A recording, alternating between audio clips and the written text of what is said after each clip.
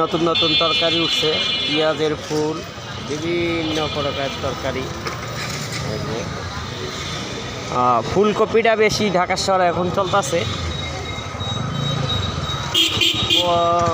পর্যাপ্ত ফুলকপি উঠছে, প্রচুর ফুলকপি এইবার দেখা যাইতেছে ঢাকা সিটিতে। নতুন নতুন তরকারি সব, শীত না আসতে আসতেই তরকারি আসছে, প্রচুর তরকারি, যেগুলা খালি সব প্রতিটা দোকানে ফুল আর ফুল, ফুলকপি বেশি, খালি ফুলকপি, লাউ, আলু।